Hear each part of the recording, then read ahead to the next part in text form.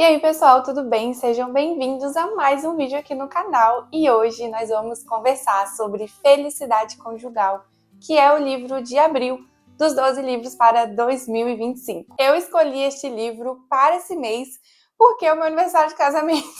Devo assumir para vocês que eu não sou muito consumidora de livros ou filmes de romance. Tenho algumas críticas ou coisas que eu não gosto tanto no gênero, mas o que cabe dizer aqui agora é que um dos motivos que mais me afasta do romance é que normalmente é mais retratado a parte da conquista, do flerte, da paixão e, em alguns casos, ali os anos iniciais de um relacionamento. Enquanto eu gosto muito mais de saber o depois do felizes para sempre. Talvez seja porque eu tô num relacionamento já estável, saudável, há muitos anos, vamos fazer as contas aqui, há 8 anos. Então, a gente já passou dessa fase do início e a gente já tá neste momento, né, do amor, da rotina, da estabilidade, onde a gente já conhece melhor um ou outro, que na minha opinião é a melhor fase. Então, eu acabo não me interessando tanto por obras de romance, porque retrata muito o início e, enfim, eu acabo realmente não me interessando. Mas soube que Felicidade Conjugal vai além deste início e tem uma boa descrição de como é os anos do casamento. Então, eu fiquei muito interessada, comprei o livro e decidi colocar este ano. Ah, uma outra coisa também que me afasta um pouco do gênero de romance é que parece que as coisas são muito fantasiosas. E olha que eu gosto sim de fantasia, viu? Eu sou totalmente a favor de elementos fantásticos na história. Mas, às vezes, os livros de romance se propõem a contar a realidade, mas para isso eles acabam fazendo coisas que, tipo, não fazem sentido na realidade. Parece que os livros de romance contam muito com a coincidência. Coincidentemente, eles estavam ali. Coincidentemente, aconteceu tal coisa. Tipo assim, tudo é uma coincidência. E é uma coincidência que favorece a história. Eu confesso que isso também me afasta um pouquinho do gênero, sabe? Porque é como se o mundo inteiro e todas as pessoas conspirassem para que eles ficassem juntos. E também, além disso, essas coincidências normalmente acontecem o tempo todo.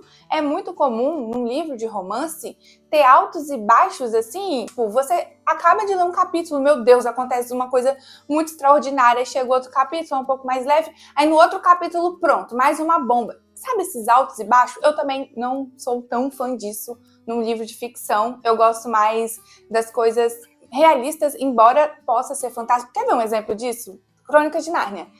É um livro de fantasia, mas ainda assim segue uma coerência, uma lógica, e não há uma conspiração para que tudo dê certo. Vocês estão entendendo o meu argumento aqui? Pois bem, é por causa desses motivos que eu acabo não sendo tão fã de romance, mas, né, no final do dia, I'm just a girl, então, vez ou outra, eu consumo, sim, uma história de romance, mas, gente, eu fico muito com o pé atrás. Não foi o que aconteceu aqui em Felicidade Conjugal, porque tudo que eu não gosto numa história de romance não tem aqui. Ou seja, é o meu livro favorito de romance? Talvez sim. Acho difícil algum livro barrar esse aqui. Se você já leu Felicidade Conjugal e já leu um livro de romance que acha que é melhor do que esse, me conta, me recomenda, porque eu quero ler. Eu quero ver qual livro vai superar esse aqui no meu coração, porque eu simplesmente fiquei apaixonada por Felicidade Conjugal. Sabe aquela ideia de que um livro de autoajuda, um livro teórico, ele vai te falar como fazer, ele vai te dar alguns passos, enfim, ele vai te explicar a teoria daquilo, mas a literatura ela vai te mostrar aquilo na prática. Então aqui a gente vai ver o casamento deles e coisas que a gente pode tirar tanto de lições boas e lições ruins, ou seja, o que a gente pode colocar em prática e o que a gente deveria evitar colocar em prática para termos um relacionamento saudável. Nesse vídeo eu vou fazer um pouquinho diferente, eu vou apresentar a história enquanto eu já faço alguns comentários sobre ela. Claro que vai ter algum ponto ou outro que eu vou deixar para o final do vídeo. Saibam que eu evito spoilers, tá bom? Embora é um livro que, cara, eu posso te contar tudo sobre ele.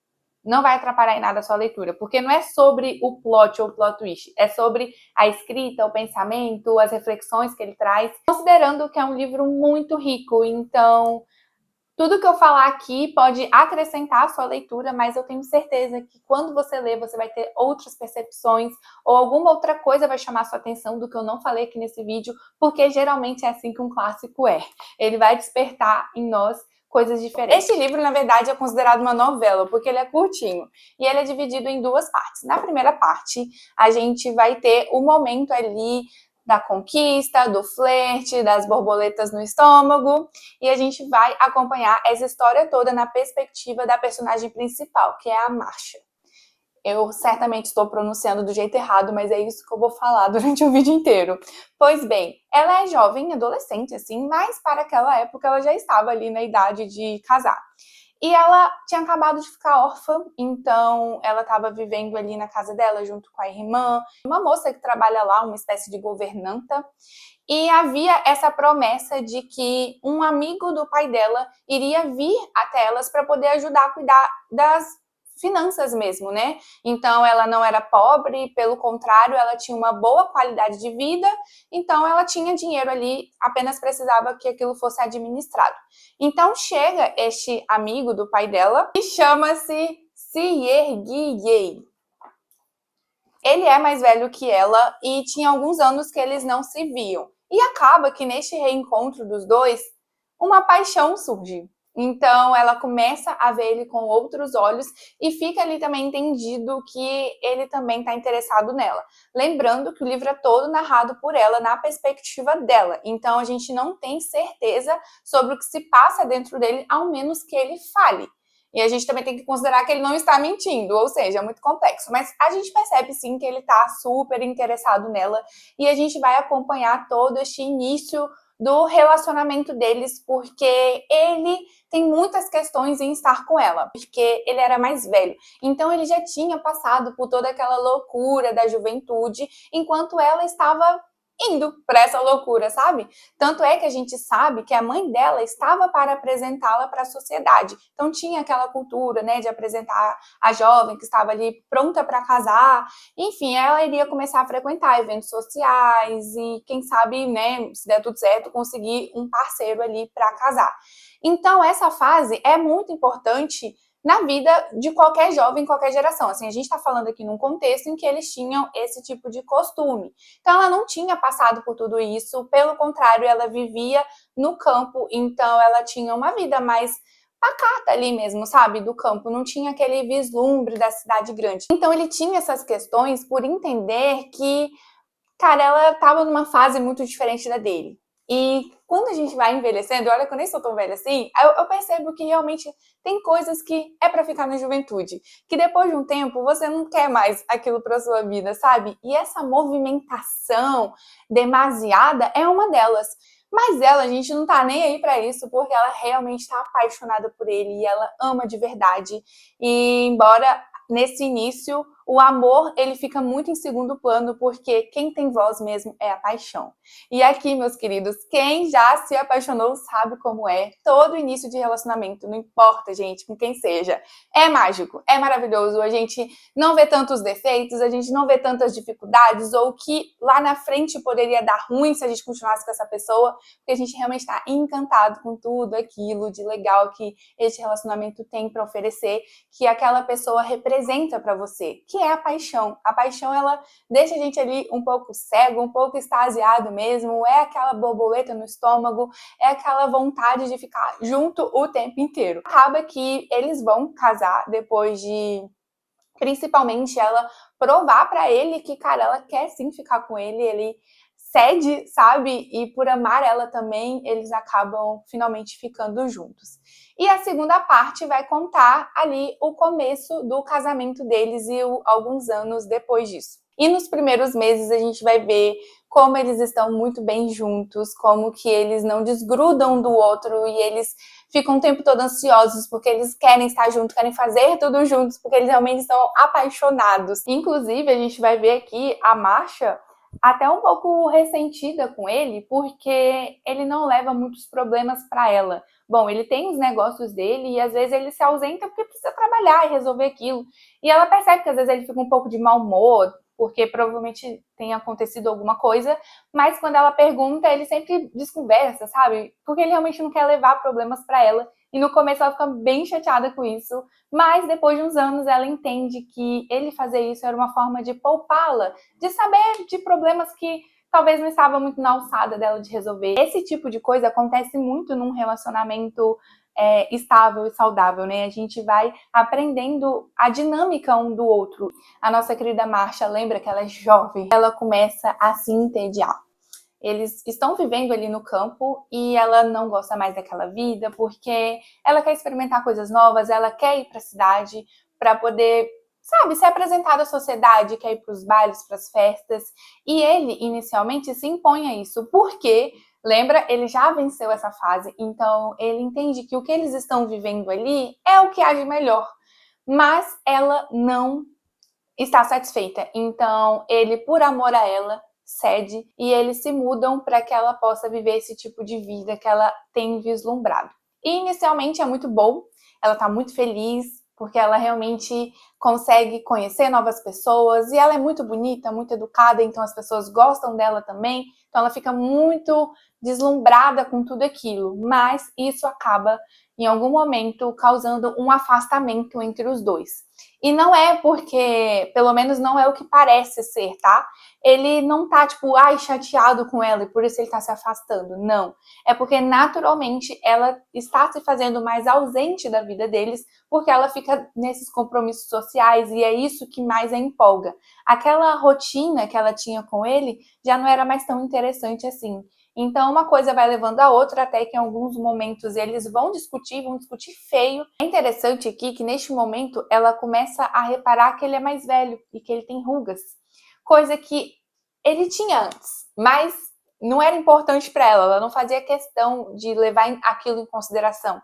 Mas quando aquela paixão foi diminuindo e no lugar do amor veio o afastamento e também os deslumbres com a vida nas festas que ela passou a ter, ela começou a ver aquilo que ela julgava ser um defeito nele. Ou seja, coisas que antes não eram tão relevantes assim passaram a ter importância para ela e ela colocou isso num lugar de defeito. Isso também somou para que ela continuasse neste distanciamento entre eles. Bom, vai ter um momento aqui que vai ser muito importante para ela, que ela vai começar a perceber que tem um outro homem que está interessado nela. E, cara, o Tolstói escreve isso aqui de um jeito tão bom, sabe? Essa questão, essa luxúria mesmo, esse flerte do proibido, porque ela é casada, então não é para ela trair, sabe? Então a gente vai ver o desenrolar disso e como a Marcia encara tudo isso, até que depois de um tempo, finalmente eles vão voltar para o campo, porque ela vai propor isso, ela vai perceber que ela sente falta da rotina que eles tinham antes. Então, eles voltam para lá. Mas eles não são o mesmo. Não é como se houvesse brigas ou desrespeito, apenas mesmo um comportamento um pouco mais frio e cordial. Tem uma parte aqui que é muito interessante. Deixa eu achar. Ambos evitávamos conversas diretas sobre esses temas e fazíamos juízo falso um sobre o outro. Eles estavam evitando conversar sobre aquilo que tinha causado uma dor no casamento deles. Então, a partir disso, ela começa a refletir muito mais sobre o que é de fato a felicidade conjugal. E ela vai entender uma coisa que ele disse bem no início do flerte deles, que o amor verdadeiro é aquele que faz com que você sirva o outro. É isso que dá prazer. Não é o ser servido, mas o servir. Bom, isso não é nem um pouco novidade, já foi escrito na Bíblia há muito tempo atrás, que é muito melhor dar do que receber. E também naquela passagem belíssima de 1 Coríntios 13, que fala que o amor, ele não se importa com si mesmo, mas ele tudo sofre, tudo crê, tudo espera. É realmente aquilo que faz com que a gente coloque um outro em um lugar de mais autoestima. É neste momento que o Tolstói vai explorar muito os frutos podres de um relacionamento em que não há conversa franca, sincera, aquela conversa que vai construir novos caminhos ao invés de destruir aquilo que já foi feito. Então, não conversar sobre o elefante branco que estava naquela sala facilitou com que eles vivessem esse tipo de casamento que parece ok, mas não era o melhor que poderia ser. Então, no final do livro, a gente vai ver uma espécie de acerto de contas, onde eles vão conseguir ser vulneráveis e abrir de fato o coração para se acertarem. E no lugar do julgamento e do desrespeito, perdão e amor. Então, a gente não sabe o que acontece depois com os dois, nessa nova fase do casamento deles, porque o livro, infelizmente, acaba, gente. Oh, meu Deus, se o Tolstói tivesse vivo, tanto que a gente ia azucrinar para ele escrever um segundo livro desse aqui. Mas eu acredito que o recado principal foi dado aqui. É um livro muito inesgotável no sentido de que nós podemos conversar sobre muitas coisas a partir deste livro. Ele levanta muito assunto importante, mas pelo menos nessa primeira leitura que eu fiz, eu evidencio esses 2 pontos. O primeiro é que a paixão precisa acabar para que o amor comece. Então, a paixão ela vai ser um pouco cega, surda, um pouco tonta mesmo, e ela é importante no momento em que ela precisa existir. Mas um bom relacionamento saudável e duradouro precisa com que o amor tenha espaço. E o amor, ele vai vir trazendo toda essa carga de serviço, de respeito, de companheirismo e também de rotina, por que não? Enquanto a paixão está aí desbravando o mundo, o amor encontra mais conforto no sossego. Enquanto a paixão está em movimento, o amor, ele gosta da rotina. E isso não é ruim. É interessante que muitas pessoas têm dificuldade de ir para frente no relacionamento quando a paixão acaba, porque ficam com medo daquela estabilidade do amor. E, gente, não há nada melhor do que o amor, porque a rotina, esse tom de previsibilidade é tão confortável, é tão gostoso à alma. E se engana se o amor e a rotina é chato ou sem novidade. Pelo contrário, eu acredito que o amor sempre vai nos levar a andar mais uma milha. E isso vai nos proporcionar novas aventuras, novas conquistas, coisas diferentes. Enfim, a vida por si só já faz esse trabalho. Mas, diferente da paixão, o amor vai te dar uma segurança, uma previsibilidade, uma espécie de chão para você caminhar seguro. Em momento algum, Tolstói fala mal da paixão, e longe de mim fazer isso. Reforço que ela é importante, mas muito melhor que a paixão é o amor. E esse livro trata muito bem como que a Marcia teve que aprender isso. Aquilo que ela estava dando muita importância não era tão valioso assim, porque havia outras coisas melhores. E ela também teve que aprender que, por melhor que fosse essa paixão, ela tinha um momento de acabar. E ela entende como que é muito mais precioso viver esse amor.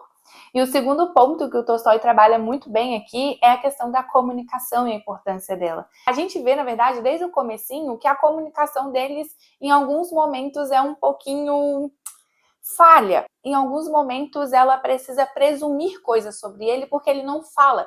Ele é um tipo de pessoa muito mais reclusa, ele mostra muito mais do que fala. Só que ele vai ter que aprender que em alguns momentos ele vai ter que falar sim. Então ele não se posicionou em horas que ele precisava se posicionar e no final das contas deu no que deu. Então eles precisaram conversar, colocar os pingos no i. E isso não é fácil, porque ninguém quer ter conversas difíceis. Elas são desagradáveis, elas tocam em lugares que nos doem, mas elas são importantes para que as coisas sejam alinhadas e que o casal consiga construir novas coisas. Então é muito importante ter conversas difíceis, mesmo que elas sejam desagradáveis. E eles vão aprender aqui que esse silêncio não produz bons frutos, mas a conversa sim. Eu nem preciso falar novamente o quanto eu gostei desse livro. Ele é um dos que eu com certeza vou revisitar daqui a alguns anos. Acredito que com mais experiências, estando mais velha e também com mais maturidade como leitora, eu vou pegar coisas aqui que eu não peguei nessa primeira leitura. Fica aí minha indicação de Felicidade Conjugal. Eu amei ter lido ele. Não tenho medo deste livro, é um livro curtinho, tem uma escrita muito agradável e uma história ainda melhor. Então, o link para você adquirir este livro tá aqui na descrição, assim como minhas redes sociais, então me acompanha por lá. Lembra de deixar o seu like, que ajuda muito na divulgação desse vídeo, e se inscreva para não perder nenhum vídeo do canal. Então, vejo vocês no próximo vídeo.